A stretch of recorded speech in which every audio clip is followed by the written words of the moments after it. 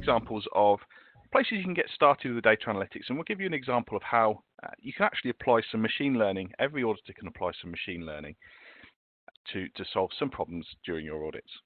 So we'll start with just an example of one of the techniques, really powerful technique in data analytics, which is using one piece of data from one source to corroborate data from another source. So if we're looking at inventory, for example, the two main things that we want to validate for our inventory are whether the inventory is there, whether it exists, whether it's complete, and the other key part is the valuation of that inventory. So if we use information such as our sales, we can determine whether the inventory is likely to be sold and whether we're holding that inventory at the right value. So what I've done here is I've got two pieces of data. I've got my closing inventory, my closing stock, and then I've got some information on the sales that have happened in the 3 months since the period end. And I've set up in here some inventory NRV testing, and we're just going to run that very simply. This is using Teammate Analytics, which sits on top of the Excel platform, but gives you much more capability than normal Excel can. So I'm just going to match up my sales fields with my inventory fields, and then clicking OK is going to run a variety of different steps and give me some results which I can use to make conclusions.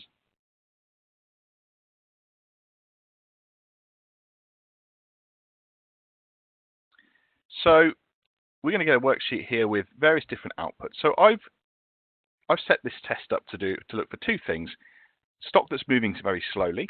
So this is where the sales don't cover what we've got in stock. And then we're going to look at anything where our cost is over our net realizable value based on what we've sold things for. So first of all, I've just got a chart here which is breaking down my inventory into fast moving inventory, and this is inventory that's likely to sell in the next year, depending on what the amount of sales we've achieved. We've got inventory we've not sold at all during the year or since the year end. We've got slow moving inventory, and then we've got some very slow inventory here. So my analysis here has just given me a very high level overview. I've then pulled into two sheets here the inventory that's very slow moving. So this is anything that's not going to sell out in the next 2 years. So this is inventory that's selling very slowly. We've got inventory that we've not sold at all during the period, so I can follow those up with my client. I can analyze these further, but at the moment all I've done is to pull the individual inventory items which we want to look into in more detail. And then I've also pulled out any inventory items where the cost that we're holding them in inventory at is lower than the average sale price that we've had since the period end. So we can look at the value of this inventory now, and I've also calculated the deficit here of the net realizable value compared to the cost. And if I total that up, we can see that we've only got $833 in here. So maybe it's not material. Maybe we can conclude that from doing this test that we've got enough information. So that's just one example of how we can use two pieces of data from different sources, one to corroborate the other and give us audit evidence, and use data analytics to actually do that work for us. Another really powerful use of analytics is to perform lots of different tests which mine the data in order to find things that may be examples of fraud or maybe red flags. But often we're doing lots of different procedures, and it's very difficult to sort of step back and understand which transactions do we need to follow up. We could have thousands of transactions identified by these procedures.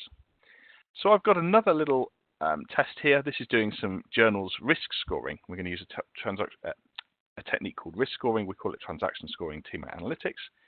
First thing I'm going to do is just map the columns that I have in my data.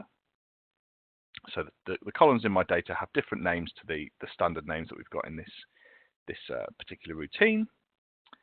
And I don't have the user who approved the journals, but that's fine. And what we call a module is going to do for us is to test various different things. It's going to look for various things in our data. So journals that are duplicated, journals that don't balance, journals where individual lines are material, journals where the total debits are material, journals posted at weekends, and so on and so forth. So those are relatively standard fraud type tests for journals testing. But then what we're going to do is we're going to apply intelligent risk scoring to those results. So for example, if it's a duplicate journal, we're going to apply a score of 6 to that transaction. If the journal doesn't balance, each of the lines within that journal are going to get a score of 10. We're going to perform all those routines. We're going to total up the scores, and then each transaction will have a risk score. Then what I'm going to do is I'm going to translate that risk score, which is a number, into high risk, medium risk, low risk, and then I'm going to create some charts at the end of it. So as a user, I haven't done anything. All I've done really is click OK on this. It's going to do all those different tests for me.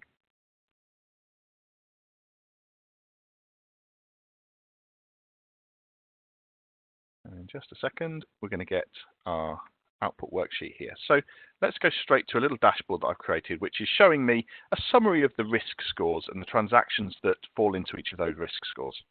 So this first chart here is just showing me the different values, the different risk scores that transactions were given. So they go between 0 and 30. And we can see the medium risk transactions here. There's quite a volume here. I've actually hidden the low risk items just because they're much higher in volume, so we can focus on the high and medium risk ones.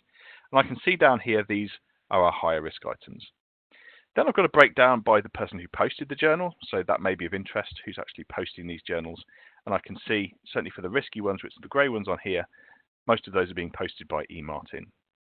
Then I've got another chart down the bottom here, which is giving me a similar picture, but it's by account. So I can see, for example, if I hover over this, you can see this is account 18420. I can see that this has got one high risk item and 59 medium risk items. So this is just really giving me an overview of the levels of risk that are in there.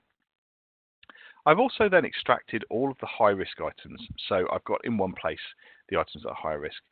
With this dashboard, we can do various things just to kind of get a little bit more detail on this. If I just select one of these charts on here, these are what we call pivot charts in Excel. So we can do all of the things that we can do with normal pivot charts within Excel. So I'm going to add in here a couple of slices, one for the person who posted and one for the period.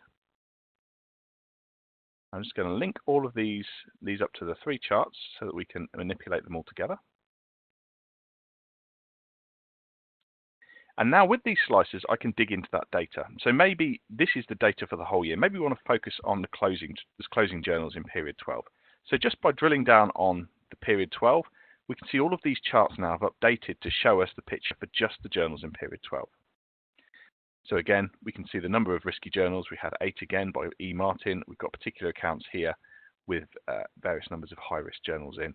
And again, we can clear that filter and maybe look at the different users. So focusing in on Martin, for example. So I can do lots of testing, and I can use intelligent risk scoring to focus my attention on those transactions that are particularly high risk. And looking at this sheet here, if I scroll to the right, you can see each of the tests that we've performed, and I can see why these items were high risk. If I take the example at the top, for example, it wasn't unique, but the journal didn't balance. The individual line item is material. The total debits are material. It wasn't rounded. It wasn't in the middle of the night, but it was also an outlier. It was an unusually large amount for the particular account that it was posted to. And that's why, as a total, we got a score of 30. So that's just an example of how we can use intelligent risk scoring to focus our attention on those most risky transactions. So now we're going to move on to just some simple examples of machine learning that every auditor can do. So I'm going to start with a very simple example, and this is going to look at sales by year, and we're going to use this to generate a prediction of what the sales would be for 2019. What we can then do with the predicted sales for 2019 is compare that to the real sales in 2019 and understand what that difference might be. So I'm going to use a function here called regression analysis, which is a machine learning technique, relatively one of the more simple machine learning techniques, but it's easy to apply in lots of different situations. So I'm going to use my sales as my independent variable and year as my independent and sales as my dependent. This is the thing I'm trying to predict. This is going to start off by giving me a chart. So I can see here my trend over time. This green line is the prediction line, and the red line and the blue line show variances from that prediction. So we can see actually that 2016 was quite high compared to our normal trend. But where the real power for the prediction comes in, if I go to this prediction worksheet, if I type in another year, so let's type in 2019, it's going to show me what the prediction for the sales is for 2019. And then I can type in my actual sales for 2019. It will calculate the difference and the percentage difference for me. I can do the same thing for future years, even if I don't have the actual value. Oops. I can go, forward to 2025, and we can get a view of what the sales would be expected to be based on that past data for the future years. So let's take that a level more detail, and let's use this to actually validate something like revenue. So let's imagine we've got a chain of 20 steak restaurants, And as part of our audit, we want to validate the level of sales that's being reported by each of these stores. So we're going to use historical data on the sales for these stores and use that to predict the sales for the current audit year, and then we can compare that to the actual sales that were reported by the stores. So what we're going to do is we're going to take some external data that's come from outside the business, and because this is a series of steak restaurants, we're going to use the weight of meat that our main meat supplier has provided to us. So this is a completely independent measure. The supplier has provided this data to us as part of our normal supplier statement reviews, the weight of meat provided to us by store by month. And we've got 3 years of data here for all 20 restaurants. So we're going to use the meat in kilos, or pounds if you're in the US, and use this to predict the value of sales. So we're going to use the same tool here, the regression analysis tool. We're going to use meat as the predictor and sales as the thing we're predicting. So the first thing that we showed here, I glossed over this quickly in the previous example, but this shows us how good a predictor the volume of meat is to the sales. So we can see here this is a very good predictor because number one is a perfect fit. This is called the R-squared value. 0 means there's no relationship between the two. So meat is a very good, the amount of meat is a very good predictor of the level of sales for the store. If I look at the regression chart, you can see now along the x-axis we've got how much meat the store purchased. On the y-axis we can see how much they sold. So we can actually see just from this graph that actually there is a very good correlation. So we are quite satisfied that meat is a good predictor. So the next thing that I'm going to do is I'm going to go to my prediction worksheet and I'm going to pull in here the values for my sales for this year, for the year that we're auditing.